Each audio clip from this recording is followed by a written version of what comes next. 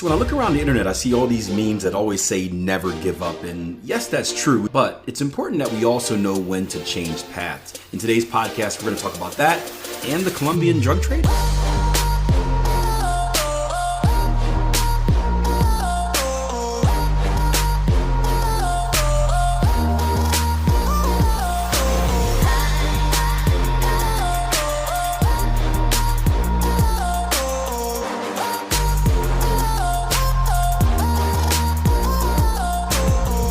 Find something that has promise, you dig into it till you find something that works. It's that graphic I'm sure you guys have all seen where the guy is digging and he turns around right before he gets to the gold. Right? Let's see if I can find giving up too quick. I'm sure the infographic comes up. Yeah, this type of where's that? This type of deal where the guy digging and he's like, I quit, and he's right there. That's strategy development. Now the tough part is you also don't want to dig forever, right? That's the part that no one shares on these. I tell you what, you guys know Adam Grimes, author of the great, amazing book Art and Science of Technical Analysis, a must read for every trader, I think, but only after you've become educated. Maybe not a must read. It's the best book I've ever read on technical analysis. It is difficult. So I don't think it's a good book to learn. But it's a great book to read once you're familiar. But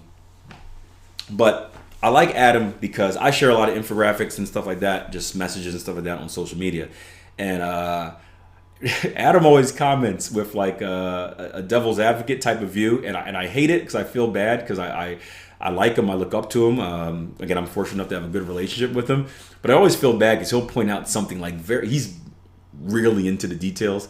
He'll point out something really in the details that I never thought about or I didn't have room to type into the post, because I think overall people like, and this is his thing, people, they generalize something or they only look at it from the view that they want to look at it in. So you see a graphic like this and it says, never stop trying, right? Never stop trying. Well, that's not, you should stop trying at some point, right? If you're doing something that has, and you can identify that it has zero promise, like opportunity cost. If you keep trying, you're just wasting time, right? If you're trying, it's the same thing as like, so this Sunday, my pastor at the church gave this cool little sermon on kind of like changing direction. So he mentioned that he was a third generation alcoholic, right? And he's got the same name as his dad and his grandpa. So it's like my grandpa was an alcoholic, my dad was an alcoholic, I was an alcoholic. It's like the only difference is like, they were dressed up in like bell-bottom pants and looking super fly, and I'm in jeans and stuff like that. So he's like, the path that I was on, right? He knew the path that he was on, right? Because he saw it in his grandfather, exactly where that path laid. He saw it in his dad, and he saw it in himself, where he's like, look, I know exactly where this path is heading. And if he continued on this path, right, what do you think would have happened to his kids? Most likely, right? Kids replicate what parents do. They probably would have stayed on that same path, and then it would have been a fourth generation alcoholic, right? So he talked about there's a point in his life where he decided or knew that he had to make a change. He had to change his path. And long story short, he changed his path, found God, and he's on a completely different path. And the cool thing about that is that because he was the one that kind of broke the mold and changed the path, right? His sons and his daughter, and you never know the future, but they probably have a better chance at following along his path. Not specifically in going into the church or everything like that, but not being an alcoholic, right? They probably have a better shot at avoiding that disease than they would have if he continued to be an alcoholic, right? And I was thinking about trading, and I was thinking about my trading journey, but I was thinking about the journey that a lot of people go on, because you can imagine I speak to a lot of traders on a regular basis. I speak to some very highly motivated and educated traders such as you guys. I also speak to the other group, and you know exactly who I'm talking about when I say the other group, right? I'm talking about the trader that shoots me that email or that message. There's like, hey, Akil, I'm in the pound dollar short, and it's been going long, and I was just wondering, when do you think it's going to turn around, and what should I do? And I get the response, well, you should, trust the trade until it hits your stop loss, and all that fun stuff. And like, well, that's the thing. I don't have a stop loss on. Okay, well, my advice would be to exit immediately, because you never want to find yourself in a trade that you're not supposed to be in. It's against your rules, and if trade doesn't beat your rules, process over outcome, all that fun stuff. And you're like, yeah, I get all that. But like, should I just hold on to it for another week? And I'm like, whatever I tell you, you're going to be on the same path. And you see these traders, we talk about the system hoppers and stuff like that, right? They think they're taking a different path, but they're really doing the same thing because they're not addressing the core issues, right? It's no different than like an alcoholic saying they're going to quit alcohol, but then they turn to drugs, right? You're just giving up one addiction to another. And these traders are doing the same thing. They're going from one system to another system, right? They're not addressing the core values or core needs of what it takes to be a consistently profitable trader at all. They're just consistently looking for that shortcut, and they're hopping from one drug to another drug to another drug, and they're doing nothing to change their path. I would say this. They're on the same highway. They're just changing lanes. They're on the same highway, going in the same direction. They're just shifting from the left lane to the middle lane to the right lane. So it feels like they're doing something, but are they actually doing anything? Are they actually changing their direction? Are they taking an exit? No. So there comes a point, and you can look at that, and some people will say, hey, that's trying, isn't it? You're not giving up. You're continuing to hit the brick wall with your fist because one day it will break down. And the truth is no, not necessarily. Reality, you keep hitting that brick wall, you're more likely to break your hand before it breaks down.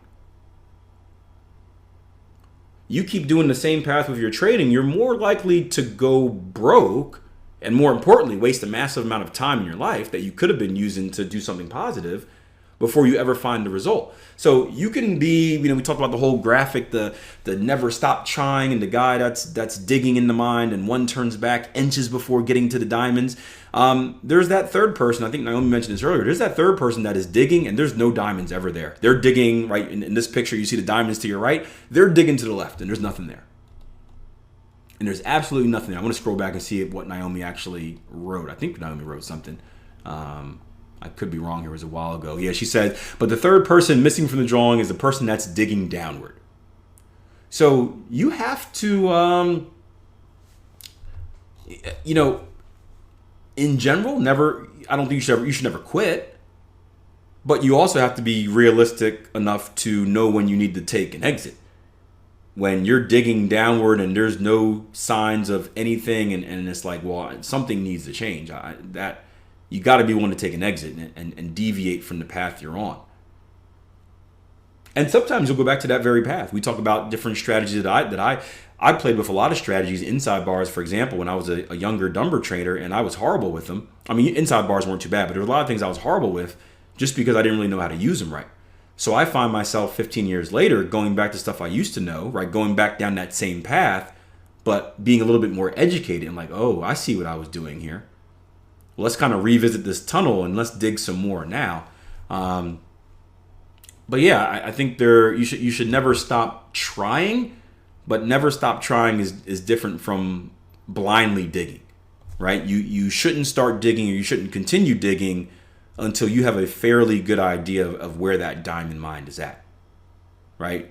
You should do your research and identify it first. Once you've identified it, then you keep digging and you never give up.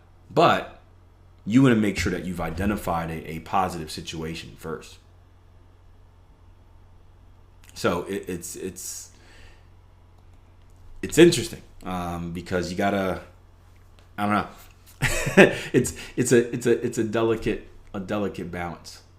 Or she says, we came across that kind of person at the meetup on Saturday. How was the meetup, by the way? Did 80 people show up? 80 people were registered. She compared trading to like the Colombian cocaine trade and the thrills of it. Well, I mean, for most people, trading is comparable to the Colombian cocaine trade, right? You get a short-term high of success because at some point you're going to win. Or it says awesome, it was good, it was great. But there's only 3 ways out of it, right? I don't know how familiar you guys are with the Colombian cocaine trade. Go ahead and watch Narcos and stuff like that to familiarize you. There's only 3 ways out. Really 2 ways out. You go to jail or you die. You look at that in trading where it's like there's 1 way out, you go broke. But yeah, I don't. Did she give any more details about that comparison about the Colombian cocaine trade, or was she not able to give details because maybe she knows more about the Colombian cocaine trade than we do? But I'm trying to. I mean, I guess the comparison is the rush of doing it, and the idea that you can make quick money, which is a false idea in the drug trade as well, right? It takes a very, very long time to establish your business in the drug trade. If you can get in at all, because again, people don't want you in. It's not, you don't just get some drugs and start slinging, right? You gotta be very, very cautious, but you gotta be very detailed about how you set up your organization for many fronts. 1, right? You don't want to get screwed by your supplier. 2, right? You don't want to make beef with any rival cartels. 3, you don't want to get arrested, right? And then not even talking about like stop losses and dealing with safety procedures. But maybe in that aspect, it's similar, where you really have to think about developing your business before you kind of get into it. But she probably didn't mean it like that. She probably meant kind of get rich quick. Yeah, she was Colombian, so maybe she did. Hey, you never look. I don't judge people, man. I actually I don't respect the violence. We've had this debate before. I got yelled at by someone, like mobsters and stuff, like mobsters and successful drug dealers. Like I don't respect like the murder and all that stuff and what they do. But I respect the successful ones as business people. The successful ones are some of the best entrepreneurs you'll ever meet. Now, again, are they in the wrong business? Probably. But that just shows you the success in any business. You need to be.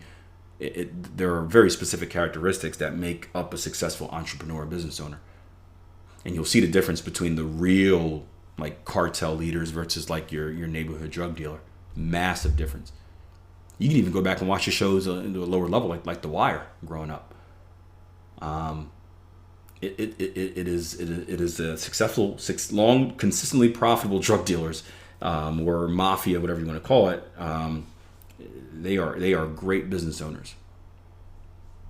Great business owners. The problem is the stuff that comes with it, like the violence and the murder and the people dying from what they're selling. That's the problem with it. But just from a business perspective, man, they're pretty good. The good ones are, at least. But he says, lovely lady, but she's early into trading, still a little delusional. Hopefully she does the 14-day trial to get a better understanding. Yeah, and that's the thing. I think, I don't want to say you have to go through that kind of that I don't even know what to call it, that delusional type of time. But when you get your message, you have to be able to respond. So at some point in trading, you're going to get a reality check. And when you get that reality check, again, this is your chance to take an exit. The question is, are you going to pay attention to it? When, let's say she comes on the platform and you guys talk to her. She's got 2 choices now. She can stay on the same path that she was on before and ignore you and be like, hey, these guys know what they're talking about. Big money, right? Big money's coming my way. I'm going to stay on this same path and it will take you to nowhere. Or she can say, hey, these guys have been in the game for a while. They know what they're talking about. Let me take this exit. Turn signal, right? Let me get off the path that I'm currently on.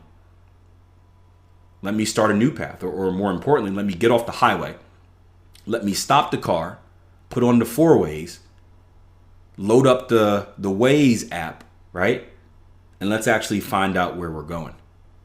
Let's actually get some directions on where I'm supposed to be going, instead of doing the typical male thing, just driving until we get there and not asking for advice from everyone else.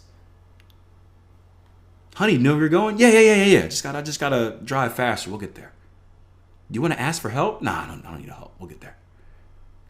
But hopefully she does that. Hopefully she listens to the message. Because at some point, everyone is going to be hit with that message at some point. And it comes down to making a choice. Again, whether you're an alcoholic, you've got to make the choice to stop or not. My wife and I are watching a show where they're dealing with a neighborhood boy that grew up and was a crackhead. And they tried to help him out. And at some point, they're like, look, you got to help yourself. We set you up in a place where you can go to rehab, but I can't make you go there. You have to choose. And for the longest time, he chose not to. And at the end of the show, he finally said, yeah, I'm going to go. At some point, they got to make that choice. The lessons and messages are already out. The help is always out there. It's whether you're going to accept it or not. It's whether you're going to accept it. Are you going to stay on the path that you're on and hope it gets you to where you want to go? Hopium? Or are you going to pull off to the side, load up your GPS, start game planning and seeing where is it I need to go and what do I need to get there? And then start driving that curvy road. And it's a curvy road because you guys know success isn't a straight line. It ebbs and flows. It ebbs and flows. Up the mountain, down the mountain. But eventually you keep driving, you'll get to where you're supposed to go. Naomi says, I was speaking to a guy at the meetup who is now a funded trader, and he said it took him 4 years before he got funded. Well done. He's joining here next week for the community to be a part of it. That's awesome. That's going to be a great person to add to the community.